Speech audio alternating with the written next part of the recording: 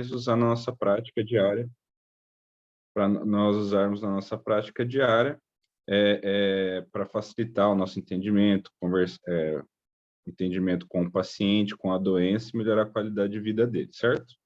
Então, epilepsia no adulto. Eu deixei aqui alguns temas, tá, que a gente vai abordar de maneira pormenorizada. Então, vamos falar de novo de definições e classificações. Quem viu a aula de epilepsia na criança, eu vou ser um pouquinho repetitivo nessa parte. Eu vou falar muito especialmente sobre fisiopatologia, para a gente entender alguns medicamentos, tá? Vou falar sobre o diagnóstico, também superficializado, porque o diagnóstico de epilepsia é eminentemente clínico, mas sim, a gente usa ressonância, eletroencefalo, então só vou dar uma pincelada aqui, e trouxe 2 casos clínicos que são, talvez, em epilepsia de adultos, mais comuns disparados, tá bom? E aí também vai discutir até a parte terapêutica, etc. Tudo bem. Então, quando a gente começa a falar em definições, né, foi a primeira coisa que eu coloquei, eu vou ser um pouquinho repetitivo aqui, né, quem viu a última aula lembra. O que é crise convulsiva ou convulsão? Esse termo, crise convulsiva ou convulsão, é um termo popular, tá? Não é um termo médico, por assim dizer, porque ele geralmente essa crise convulsiva ou convulsão é aquela crise epilética do tipo tônico-clônica, aquela mais pronunciada, que todo mundo mais teme, né? E popularmente chamada de convulsão. Mas, em conversa paciente com médico, isso daqui ajuda muito, né? O entendimento do que aconteceu, do que eles viram, do que eles acham que viram, principalmente o acompanhante, já que às vezes o paciente mesmo nem lembra nada. Então, se você começar a falar sobre crise convulsiva, convulsão, eles vão entender, tá? Conversa mais de médico para médico, esse termo é deixado de lado para crise epilética e epilepsia. Tanto que eu trago aqui, né, na próxima definição, que é crise epiléptica. É a crise em si, né, que há alguma dificuldade cerebral, como a ocorrência transitória de sinais ou sintomas decorrente da atividade anormal, excessiva ou síncrona no cérebro. Então, é um problema aí sim é de origem cerebral, orgânico, né, de várias atividades excessivas cerebrais, levando o paciente a ter os mais diversos sinais e sintomas, né?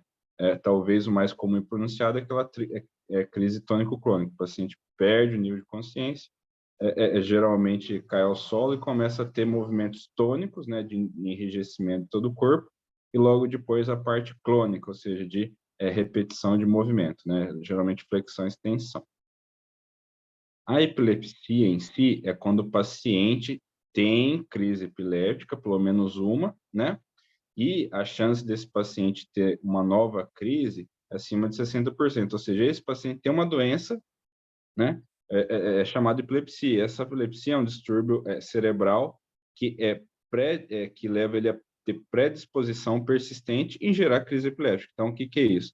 O paciente tem algum problema cerebral, seja ele genético, estrutural, metabólico, que leva ele a ter várias crises epilépticas. O nome disso tudo é epilepsia, né? Bem simples. Lógico que toda a epilepsia tem um contexto de sequela, estigmatismo social, que a gente também acaba tentando ao máximo possível abordar com o paciente, geralmente explicando, né? Explicando o paciente o que é a doença, o que ele precisa se preocupar ou não, tratando efeitos colaterais, como esse quadro de esquecimento, ansiedade, insônia, né? Geralmente são comuns em volta da doença epilepsia. Em termos de Brasil, na verdade, assim, aqui em termos mundiais, né, a probabilidade de você, eu, todos nós, termos um quadro de epilepsia, de doença de epilepsia ao longo da vida é 3%, tá? Jogando isso para o Brasil, a gente estima que mais ou menos 2,5 milhões de pessoas com epilepsia, que é um número bem coerente, né? Temos aí por volta de 200 milhões de habitantes no Brasil, mais de 1% dessa população tem epilepsia, é um número grande, é uma doença bem prevalente, né? Se a gente for ver bem. Vamos pular esse slide, aí, pronto. E aqui a gente começa a relembrar aquelas classificações da epilepsia. Aqui eu trago o artigo de 2017, que é a última atualização da classificação de epilepsia, tá? Eu vou relembrar alguns conceitos, essa ILAI é essa Instituição Internacional contra a Epilepsia, nela que a gente se baseia, tá? Tanto temos, então, a classificação da epilepsia, como a parte de diagnóstico operacional das crises epilépticas, para você falar que esse paciente de epilepsia. Vou tentar explicar mais para frente, né? Então, vamos falar aqui só a questão de classificação epiléptica. Isso daqui tem um propósito bem direto, que é classificação clínica, tá? O diagnóstico clínico do paciente, tá bom? E daí você vai geralmente usar as palavras do paciente, tentar extrair o máximo tudo que ele viu antes, né, ou que o paciente sentiu antes, durante e depois, o que quem estava com ele viu antes, durante e depois, tudo isso descrito em evolução ajuda muito a diferenciar a epilepsia de outros quadros, como síncope, por exemplo, como amnésia global transitória, e quando diagnosticado epilepsia, você classificar se é generalizado, focal, né?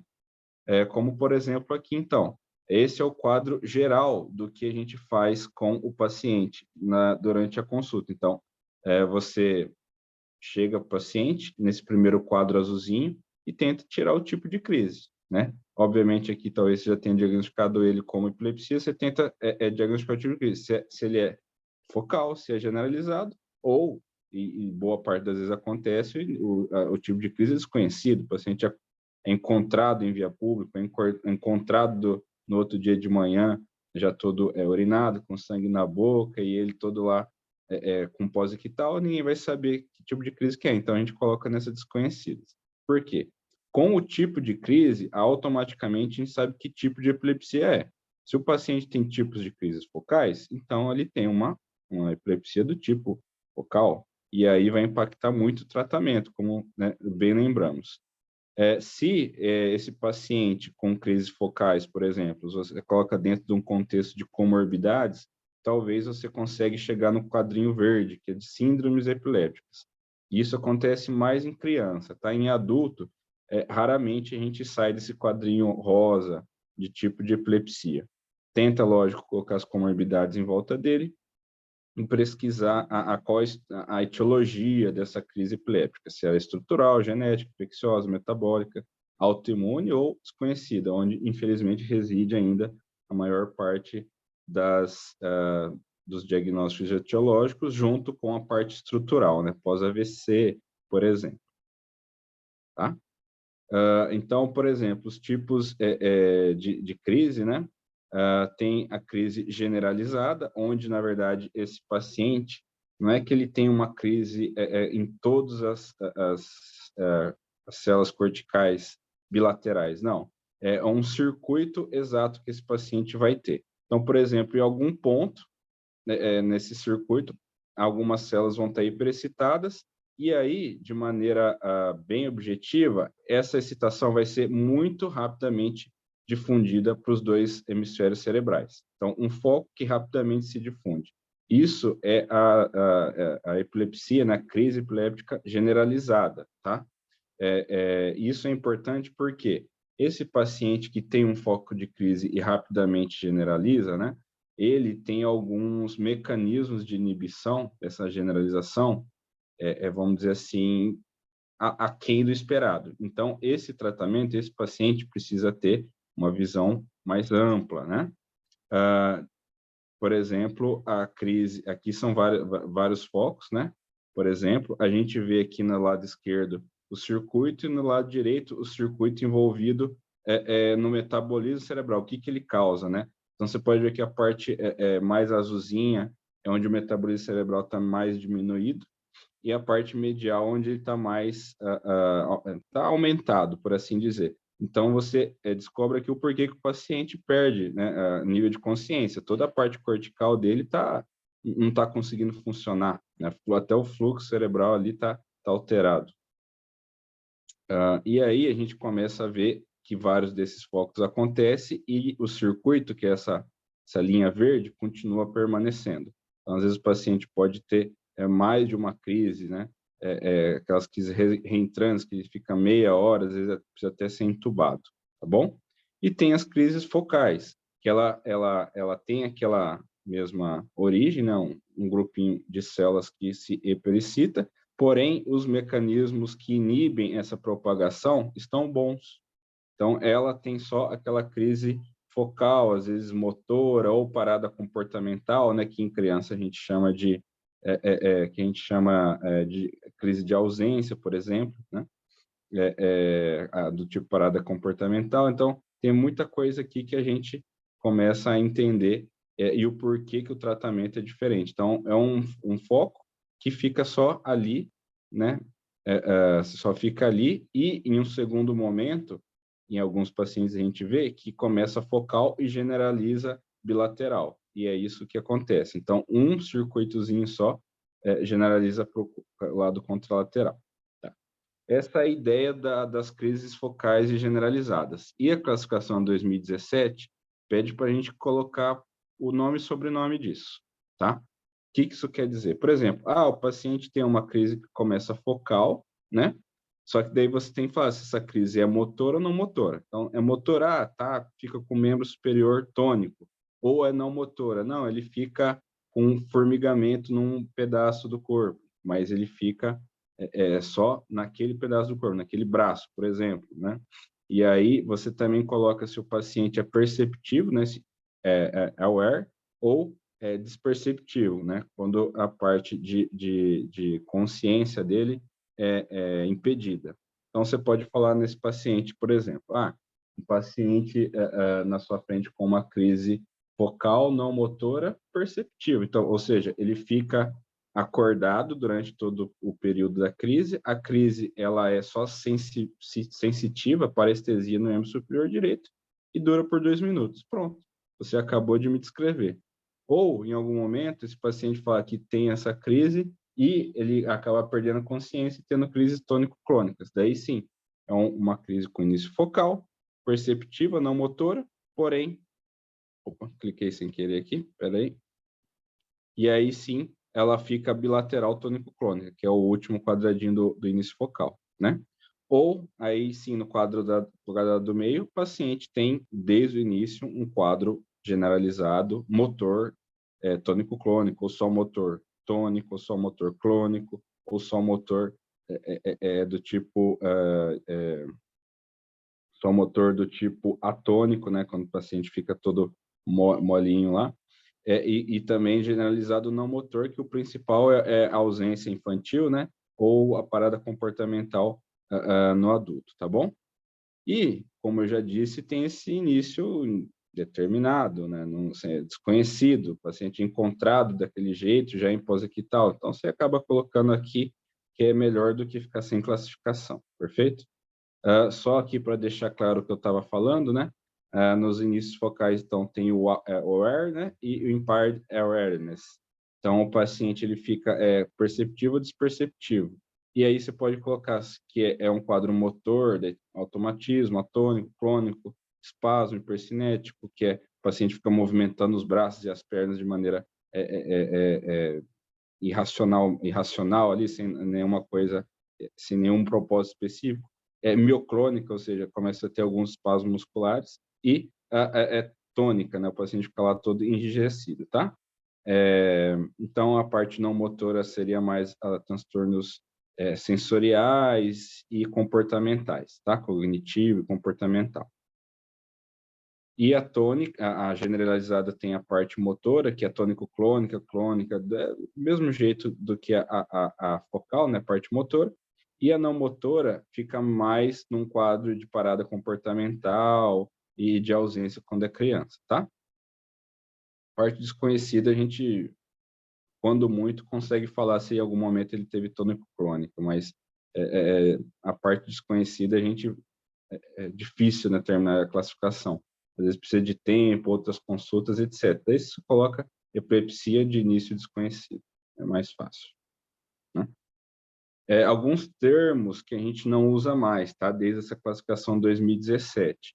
Aquela parte, epilepsia complexa parcial. Nem a palavra complexa, nem a parcial é utilizada mais, tá? O complexo é a mesma coisa de desperceptivo, ou seja, o paciente fica inconsciente, não fica percebendo, não fica consciente durante a crise. E o parcial, a gente não fala mais, a gente fala focal, tá? Então, se era complexo, agora é desperceptivo, se é parcial, agora é focal. Então, você vai usar o termo focal e desperceptivo ou perceptivo. Ponto final, tá? E também não usamos o termo secundariamente generalizado tônico-clônico, tá? A gente usa o paciente com essa aqui, ó, essa parte de baixo do quadrinho focal, tá? Focal para tônico-clônica bilateral. A gente usa assim agora. Ah, o paciente tem uma crise focal para tônico-clônica bilateral. Porque é aquela explicação que eu dei do foco, né? O foco que ele deveria ficar só ali, ele tem um circuito que vai para o contralateral, mas só um circuito, né? Muito bem. Aqui eu só coloquei um quadrinho falando do que pode acontecer de comportamento depois das crises, aquelas crises mais pós-equitais, né? Pode ser geralmente crise cognitiva, mas pode ter também agitação, o paciente ter problemas autonômicos, como a sistolia, bradicardia, ter náusea, ficar agressivo, ter problema motor, como, por exemplo, aquela paresia, né, que a gente confunde com AVC, que é a paresia de Todd. O paciente tem uma crise, fica parético de um lado. Será que ele teve AVC? É uma ótima pergunta, né?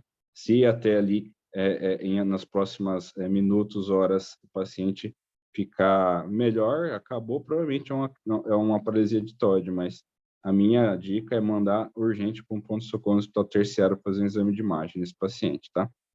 Mesmo que for fazer à toa, exame de imagem. É mais seguro você excluir um AVC do que ficar imaginando que é TOD e depois ser um AVC, né? Muito bem. Então, como eu disse, geralmente a gente faz esse quadrinho azul, vai para o tipo de epilepsia, então se é um de início generalizado, ele é uma epilepsia do tipo generalizado, e tenta o diagnóstico etiológico, estrutural, se é genético, se é infeccioso, metabólico, autoimune, ou se é desconhecido. Então, geralmente eu peço vários exames de sangue, um exame de imagem de crânio, inicialmente pode ser a tomografia mesmo, né, só para excluir, mas de preferência uma ressonância com protocolo de epilepsia. E, lógico, começo a fazer EEG nesse paciente para ver se eu capturo algum sinal no eletroencefalograma que fale que é epiléptico e da onde que está surgindo essas crises, né? Como a gente tem o nosso curso diário vamos dizer assim, conduzir esse paciente com epilepsia, principalmente quem foi recém-diagnosticado, tá? Raramente a gente consegue fechar alguma síndrome epilética. No adulto, tem uma em específico que eu vou abordar em alguns dos casos clínicos, tá? Então, sobre, vamos dizer assim, classificação, é mais ou menos isso que eu queria passar, né? É uma coisa bem por cima. Sobre fisiopatologia, o que a gente tem que entender? Então, são alguns neurônios, né? Que eles ficam hiperexcitados e isso pode desencadear para os neurônios vizinhos ou entrar numa rede neural e ir para outros locais mais, vamos dizer assim, distantes. O que isso quer dizer? Então, as células, tá? Elas fazem uma descarga chamada despolarização paroxística de neurônios individuais. Então, individualmente, esses neurônios vão fazer uma despolarização muito exacerbada. Vamos chamar isso de DDP, tá? Os neurônios individuais fazendo essa despolarização exacerbada. Geralmente é causada nessa DDP por ativação do canal de cálcio, tá? O canal de cálcio entrando leva à abertura de canais de sódio também para entrar de maneira mais violenta, levando à despolarização excessiva, e aí o potencial da membrana, né, o potencial evocado da membrana, ela é hiperpolarizado. Então, isso pode desencadear uma crise dependendo do número de neurônios. Por isso que, às vezes, a gente tem eletroencefalo alterado no paciente normal, porque está acontecendo com algumas células, mas não chega a ter um número coerente de células para ser uma coisa clínica, né? Para você ver no paciente à sua frente, ou ele te relatar, tá? Porém, quando um número X, dependendo de cada paciente, mas é mais de 6 centímetros quadrados de tecido cortical, geralmente, tem essa DDP, né? Essa coisa vai se espalhando em mais de 6 centímetros quadrados de córtex cerebral, a gente tem a crise, tá? E isso pode acontecer por algumas coisas. Por exemplo, 3, inibição diminuída das vias GABA. Por quê? Essas células estão lá se hiperpolarizando, né? E isso está aumentando célula por célula. Isso está aumentando de tamanho naquele tecido cerebral. Nós, obviamente, temos um sistema no próprio cérebro para inibir essas vias de se propagar, e é o sistema GABA, GABAérgico. Não à toa que a gente dá midazolam, diazepam para o paciente com crise epilética na nossa frente, porque a gente quer utilizar essas vias GABAérgicas, tá?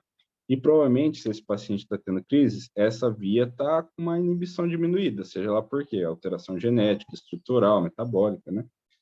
Então, essa é uma das principais porquês dessas células propagarem e fazer crise. Uma segunda seria talvez uma coisa mais estrutural genética, né? Barra genética, que é a ativação anormal da GABA. Então, ao invés dela inibir, ela acaba piorando a situação. Acho que vocês já viram o paciente, por exemplo, que usa fenitoína, daí você vai dar fenobarbital para ele e piora, né? Então, a gente entende por quê. Primeiro que GABA, fenitoína e fenobarbital, elas têm uma competição no fígado. Segundo, que às vezes você pode estar fazendo uma ativação anormal do GABA, né? Fazendo aqui uma via excitatória, uma coisa que a gente tem que estar atento com o paciente. E uma terceira, ou até em conjunto, é o aumento da ativação mesmo para as vias glutamatérgicas, que são as vias que fazem a ativação, né? Se você tem um desbalanço, então, das vias GABAs para vias glutamatérgicas, o paciente vai ter cada vez mais excitação naquele tecido que já está hiperpolarizado. Então, seguindo aqui em frente, o paciente tem toda essa fisiopatologia, tem todas essas alterações cerebrais e neurofisiológicas, e ele chega na sua frente, por exemplo, com a primeira queixa, né? Uma primeira queixa que você, ao destrinchar, percebeu que é uma crise, por exemplo, epiléptica focal perceptiva motora. Chegou e falou, doutor, fico por 2 minutos com o meu braço direito ficando tônico, ele fica duro. E depois eu presto atenção tudo isso. E já aconteceu comigo 3 vezes. E aí, esse paciente teve crise epiléptica, né? Mas ele tem epilepsia. E aí, esse diagnóstico, esse quadrinho que está na nossa frente, é o que responde sim ou não. Esse paciente vai ter epilepsia se pelo menos um desses 3 critérios estiverem contemplado, tá? Então, o primeiro critério é ele ter, obviamente, é o critério mais antigo, né? Ter tido pelo menos 2 crises epiléticas espontâneas, tá? Ocorrendo com mais de 24 horas no intervalo. Isso é importante, porque às vezes senão você está vendo a mesma crise ali recorrendo, né? Então, aqui 2 crises com um intervalo de pelo menos 24 horas, tá? O segundo ponto, o segundo critério é quando o paciente tem uma crise, e aqui talvez entre a maior novidade, né? Que daí você faz um diagnóstico precoce. Você não precisa esperar o paciente ter 2 crises. Então, ele chega para você com a primeira crise, né? Não provocada, obviamente, e a probabilidade desse paciente ter uma nova crise é de 60% ou mais, tá? Daí você me pergunta, mas, Luiz, como é que eu vou saber se o paciente tem 60% ou mais de risco, né, de ter uma nova crise? Daí eu vou aqui nesse quadrinho. Geralmente, a gente tenta olhar se tem um desses 3 pontos aqui, ó. Por exemplo, se esse paciente tem a primeira crise e já tem uma lesão estrutural em exame de imagem, ou seja, já teve um AVC, já teve um trauma crânioencefálico, lá tem uma lesão, teve uma meningite, ficou com uma sequela, né? Por exemplo, fez uma neurocirurgia ou uma coisa nesse sentido e deixou lesão estrutural, ou tem um tumor, enfim, esse paciente com a primeira crise tem muito mais de 60% a segunda, então ele tem epilepsia, tá? Ou se não, você vê lá no exame de imagem, tá tudo normalzinho, daí você pede o eletroencefalograma e lá vem uma atividade epileptiforme, ou seja, esse paciente teve a primeira crise e ainda está tendo uns disparos lá, como eu disse, naquelas em poucas células, ainda não está clínico, mas isso já mostra que ele tem uma chance grande, 60% ou mais, de ter a próxima crise, né? Então, ele ainda está tendo alguns disparos lá. E a terceira é crise durante o sono. Isso é importante, principalmente com criança também, sabe? Então, durante o sono, o paciente tem uma crise, geralmente tônico-clônica, por exemplo, é um fator de risco muito grande para ele ter a próxima, porque o paciente está lá com sono, né? O cérebro descansando, geralmente, né? Dependendo do estágio do sono dele, e tem uma crise. Isso já foi comprovado que é um fator de risco. Então, se ele tiver cada um desses três aqui e já teve uma crise epiléptica, ele tem epilepsia, tá? E aí o terceiro é se tem uma síndrome epilética, ou seja, o paciente já chega para você com um quadro de encefalopatia, todo um quadro característico de parada comportamental, tem um eletroencefalo já mostrando que esse paciente tem surto de ponta-onda, e tem idade até 16 anos. Esse paciente tem um quadro de ausência provavelmente atípica, né? Ou algum quadro similar, síndrome, tá bom? Daí você já de primeira consegue falar da síndrome epilética, mas de disparado a gente usa o critério 1 e 2 na maior parte das vezes, tá bom?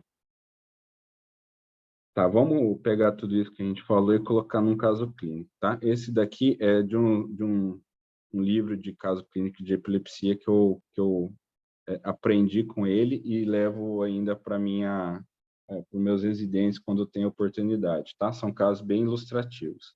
Esse caso 1, então, é de um paciente masculino, 72 anos de idade, com ensino superior, né, engenheiro, administrador já aposentado, tem antecedente de hipertensão arterial e dislipidemia.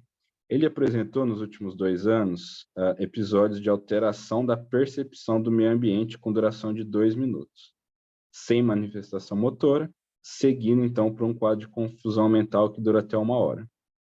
Olhando tudo isso, né, você vai perceber que esse paciente pode estar tendo crises focais, não motoras, desperceptivas, né? Aqui é a primeira coisa que tem que pensar, certo? Então, olhando por toda a história, você viu que ele já apresentou 5 episódios desse, sendo o último há 8 semanas, tá? Como é que foi? Ele estava na academia fazendo musculação, é sempre bom você ver como é que foi o último episódio, tá? Primeiro e último, ajuda muito. Então, nesse caso, ele estava na academia fazendo musculação, quando o personal trainer reparou que ele teve uma parada, né, de atividade, tá certo? Ou teve um olhar fixo por aproximadamente 2 minutos, segundo de quadro confusional. Provavelmente esse paciente aqui, agora com essa descrição, está tendo um quadro de parada comportamental, né? Que é confundido, no adulto não se fala em crise de ausência, sim parada comportamental. Então, foi encaminhado ao pronto-socorro, onde foi feita tomografia, eletrocardio, exames gerais, e estava tudo normal, tá? Ele foi para casa com os medicamentos dele mesmo, hidroclorotiazida, rosuvastatina, por 10 dias. Ele tem antecedente de ansiedade, há 2 anos apresentou quadro de depressão, tratado com escitalopram. Ele queixou de sonolência diurna e sobrepeso, sem roncos, e está com atividade física há 2 meses. Um exame físico dele, já vou adiantando aqui, ele é acima do peso, mas de resto está normal. Exame neurológico também normal. Mini mental dele, 29 de 30 pontos. Paciente de 72 anos, ensino superior, um ótimo resultado, né? Foi no cardiologista que viu eletrocardio, ecocardiograma, tudo normal, tá bom? E aí foi no neurologista que pediu não uma tomografia, mas sim uma ressonância, para a gente dar uma olhada melhor na parte cortical desse paciente, né? E o exame de preferência é ressonância, é muito melhor para ver o cérebro, a parte medial dele cortical, tá? E aí veio essa imagem aqui, ó. Uma ressonância, como a gente pode ver, com uma lesão à esquerda, tá? À esquerda do paciente, à direita, né, no hemisfério à direita para você, uma lesão, provavelmente uma lesão vascular, né? Ele teve um AVC e não sabe, tá? E então, com um quadro bem descrito de quadro epiléptico e uma lesão uma lesão estrutural, esse paciente com uma crise só já dava para falar que tem epilepsia, né? Mas na própria história você viu que ele tinha 8. problema é que esse paciente começou muito tarde, né? Estava com 80 e poucos anos e a gente começou a se perguntar se não era essa parada comportamental um quadro de, por exemplo, hipofluxo cerebral.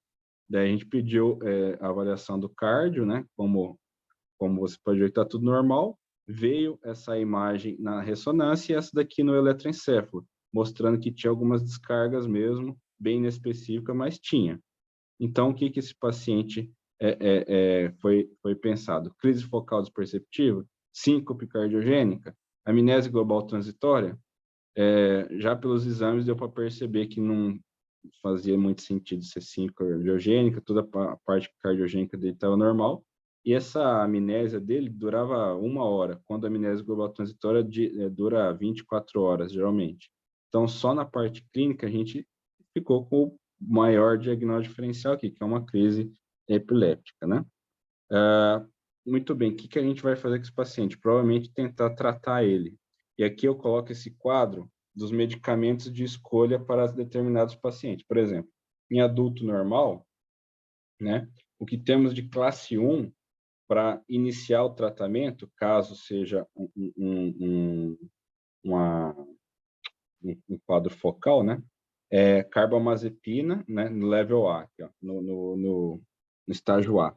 E temos de primeiro para começar carbamazepina, fenitoína, levetiracetam e esse outro não tem no Brasil. Então, esses 3 primeiros é o que a gente entra de primeira, porque a gente tem a melhor evidência para início deles. Ah, não tem ou não deu certo, o que dá para tentar associar? O VPA é o ácido valproico, a gente deixa de segunda meio de lado ali, tá bom? E se no nível C, se tudo der errado ou ele ficar intolerante por causa de efeito colateral, aí sim, a gente vai pensar em gabapentina, lamotrigina, oxcarba, fenobarbital é a terceira escolha, tá? Aqui é um nível C. Hoje em dia a gente não usa muito fenobarbital, raramente a gente está usando fenobarbital, que tem muito efeito colateral, muito difícil de tirar. Se o paciente esquecer de tomar 1 ou 2 noites, ele pode entrar em estado de mal epiléptico só por esse rebote. Então, assim, o que a gente geralmente usa mesmo? Carba, fenitoína, levetiracetam e ácido valproico, tá? Ácido valproico, eu digo que para mulheres em idade fértil é proscrito. Agora, para homens, tranquilo. Eu vou pular a criança, que eu já falei na última aula, e nesse paciente, ele não é só um adulto, ele é, né, um idoso. Então, qual que é o primeiro nível para escolher esse paciente? É gabapentina ou lamotrigina. Então, você vê que também, de acordo não só com a clínica desse paciente, se é focal ou generalizada, mas também pela idade dele, a gente tem que escolher o melhor medicamento. E esse paciente, de fato, foi escolhido lamotrigina, tá? Tem essa tabela aqui, ó, que legal, tem todas as drogas com a dose terapêutica dela, do mínimo para o máximo, quantas vezes tem que ser tomada por dia, e quando você está aumentando a dose, quantos dias você tem que esperar para aumentar a próxima, tá? Que é exatamente no quarto, na quarta coluna. A gente vai ver que a lamotrigina está aqui no meio, mais ou menos, né? A lamotrigina varia de 100 a 500 miligramas a dose, então a dose mínima é 100. Tem que ser dividido 2 vezes ao dia, porque a minha vida dela pede para ela ser dividida 2 vezes ao dia, e a cada 5 dias, né? Então é uma subida de dose bem devagar, né? Cada 5 dias eu mesmo espero uma semana para a gente aumentar a dose do paciente. E foi exatamente isso que aconteceu. Foi iniciada a lamotrigina 25 miligramas, tá? Para esse paciente, semanalmente acrescido 25 miligramas. Então, ele começou com um comprimido de 25 por dia na primeira semana, na segunda semana ele estava tomando 2 de 25, na terceira 3 de 25 e na quarta 4 de 25. E daí chega na dose mínima de 100 miligramas por dia. Só aí que esse paciente está considerado, pelo menos, coberto, né, pelo medicamento. Pulando 24 meses depois dessa primeira consulta, e o paciente já está em uso de lamotrigina em dose minimamente, ele já está sem crises ou queixas nesse tempo todo, né, nesse período inteiro, sem queixas de efeito colateral, sem crises e também com o eletroencefalo limpinho, tá? Então, esse é um quadro típico de consultório, tá? Talvez mude é que esse paciente tipo de consultório tem mais também crises epilépticas do tipo generalizada tônico-crônica, tá? mas de resto é um quadro típico do consultório de neurologia, tá bom? O caso 2 é de um paciente um pouco mais novo, 29 anos de idade, né? Porém adulto, casado, destro. Ele começou tudo isso aos 12 anos de idade, tá? Ele descreve a crise como uma sensação de vazio, mal-estar, seguido por um quadro cognitivo sentimental bem grande, sentimento de compaixão ou pena. Tais eventos duram no máximo 1 minuto, que fala muito a favor de epilepsia, né? Dura 1, 2 minutos, máximo 5. Só que já logo em seguida ele tinha automatismo manual e oromastigatório e não tinha mais a percepção do meio ambiente, tá? Então, um quadro focal não motor, perceptivo, que evoluía para um quadro focal, motor, desperceptivo do tipo automatismo. Olha só como fica mais fácil a gente classificar esse paciente, né?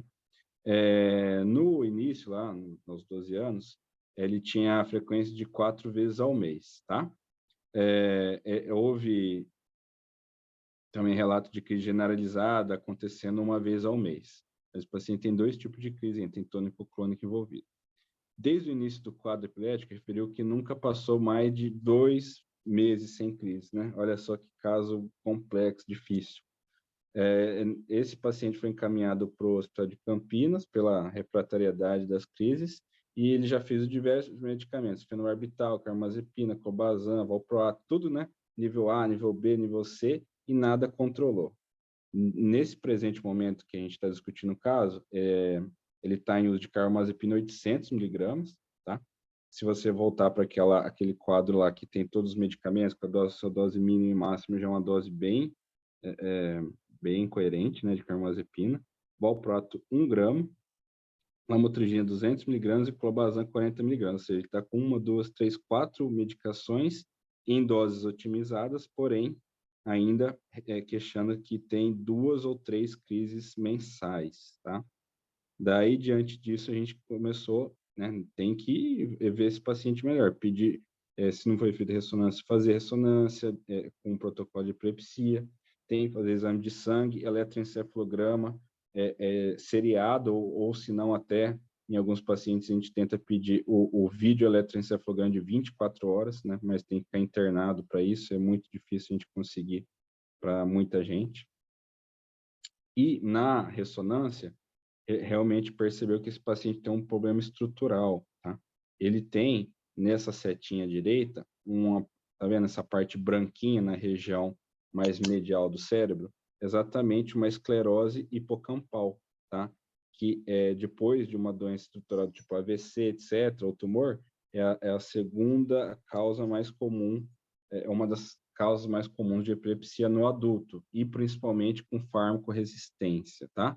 Que é um lobo, o lobo temporal extremamente epileptogênico, ainda se você tiver uma esclerose, né, nessa região, é uma coisa que se perpetua, então, num foco epileptogênico tão forte, esse paciente vai ter várias crises e vai ser bem difícil tratar ele medicamentosamente, tá? Então, você tem as crises descritas, você tem essa lesão, você tem um eletroencefalograma mostrando que realmente a lesão, a crise vem dessa lesão, mostrou que o grupamento celular que tem aquelas hiperpolarização vem da região temporal direita, por exemplo, e aí esse paciente passou por uma bateria de exames de sangue, bateria de avaliação cognitiva para programar a cirurgia, tá? Cirurgia para retirar aquele foco. E, de fato, ocorreu, como você pode ver nessa imagem, aquele foco não existe mais, teve que tirar boa parte do córtex temporal em conjunto, porque, como a gente fala, é um sistema, né, uma rede, então você tem que tirar toda essa parte, essa rede, para isolar, né, não ter mais esse foco epiléptico propagar para as demais áreas. E, de fato, esse paciente, com manutenção do medicamento, com a cirurgia, por causa dessa esclerose hipocampal, teve um ótimo tratamento, teve uma ótima resposta e diminuiu bem as crises. Então, essa é a tal da cirurgia para epilepsia, tá? quando o paciente tem esse tipo de lesão. Não tem outra cirurgia corretiva se não for para esse quadro, que é a esclerose hipocampal, a esclerose mesial hipocampal, como está em vermelho, tá? Aproximadamente 30% dos pacientes com epilepsia do lobo temporal não respondem ao medicamento, tá? E a maioria desses casos são de esclerose mesial hipocampal. Então, quando você tem a clínica, o eletroencefalograma e a ressonância mostrando para o mesmo local, a cirurgia é uma ótima opção, tá? Então, os pacientes que são difíceis de vamos dizer assim, ficar estáveis com muito medicamento, a gente tem que começar a pensar nesse caso aqui, ou ele está tomando medicamento de maneira incorreta, ou as doses estão muito baixas, ou às vezes ele tem essa lesão estrutural no lobo temporal e aí a cirurgia é o melhor caminho para ele, tá bom? Geralmente essa cirurgia é feita em Curitiba e, se eu não me engano, tem o Dr. Marcos Valério que está fazendo em Arapongas. Ainda é muito pouco, né, para nós, mas um caso ou outro a gente consegue ajudar com cirurgia, encaminhando de maneira correta para a cirurgia, tá bom? Então, se eu não me engano, eu cortei algumas partes aqui para frente. Exatamente. É o último slide. Tudo bem.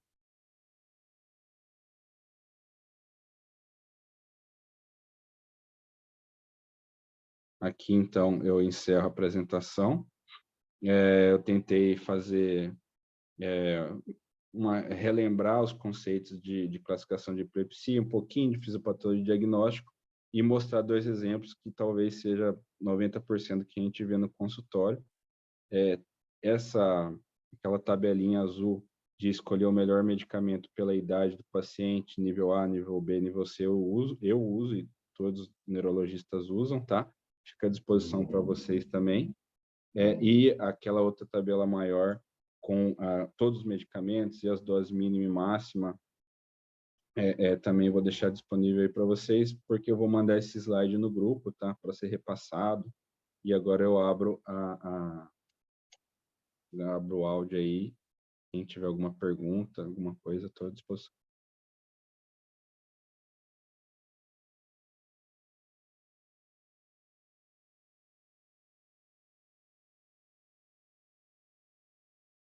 Eu estou mandando aqui no grupo, não vou esquecer depois.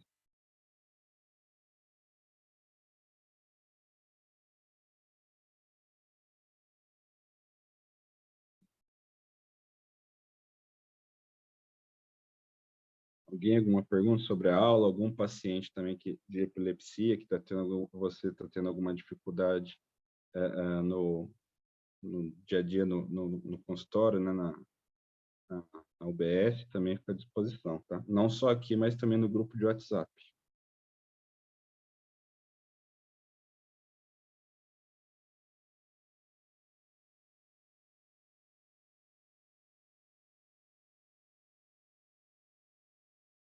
Tudo certo? Acho que tudo certo, doutor. No chat também não estou vendo nenhum questionamento. Tá. Mandei aí a aula com todos esses slides no grupo, tá? Essas duas tabelinhas talvez seja o que mais vocês vão utilizar. Alguma dúvida diária com o paciente na sua frente, é o que eu utilizo muito também, eu e vários médicos lá do Hospital Evangélico. E aí, fico à disposição lá no grupo para tirar qualquer dúvida, discutir qualquer outro caso, tá bom?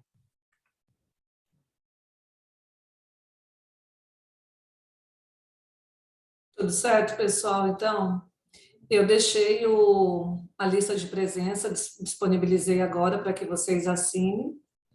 E os slides o doutor já deixou no grupo. Vou estar passando para os outros grupos, da Neuro, para que aquele que tem interesse está participando. A aula também vai ser gravada, foi gravada, então logo a gente sobe para que fica disponibilizada também. Ótimo. A gente discutiu o mês passado sobre epilepsia na criança, né? talvez não seja tão nosso dia a dia, mas vem, tá? Esses casos, e agora no adulto. Tipo, dá para ter uma ideia geral do que fazer se aparecer esse paciente na frente, tá? Beleza. Tchau, tchau, então, gente. Boa tarde.